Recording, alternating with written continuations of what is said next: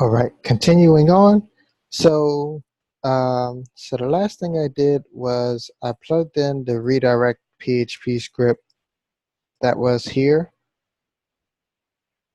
that redirected to the same site. Okay. So in this case here, what I want to do is this triggered something here in the yellow. So it came back with the internal server error. So typically with that, if a request did not, so either there's a internal configuration issue with the server itself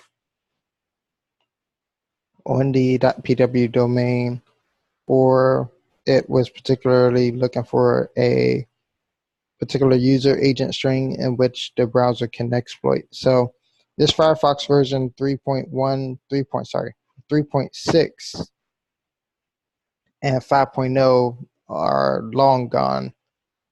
So that could be why as well, or just that the server just doesn't have a strong resource. So down here, what I want to primarily look for, we know that it goes to this flinga1blanc.com. So down here, what I want to do is go ahead and grab the URL here.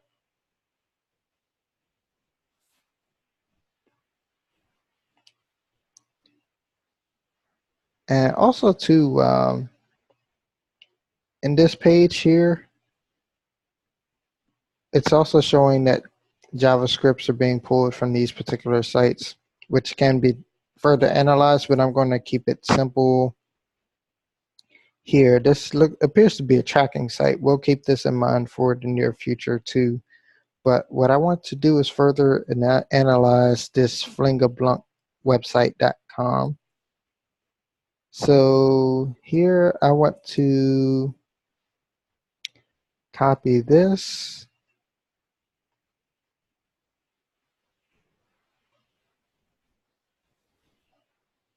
And sorry, but this just caught my attention.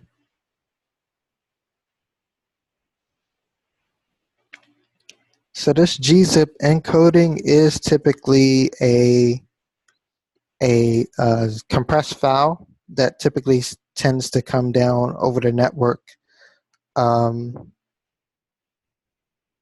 So once downloaded, that could pose something malicious. We'll assume that it is because that is the hacker's intent, the bad hackers, that is. So I'm going to go ahead and copy this URI, which is the Unified Resource Indicator of this path here. Copy,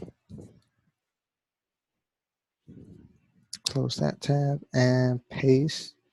Take the refer out, just so that way we won't tip off that we are searching this site.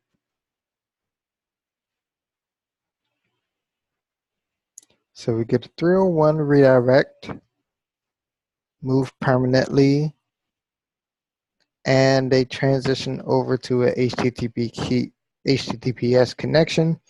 Unfortunately, VexWing does not support HTTPS, but based upon what we have received from the information here was that it does lead up to a potential malicious file. And somewhere in this encoding is where the zip file particularly lands.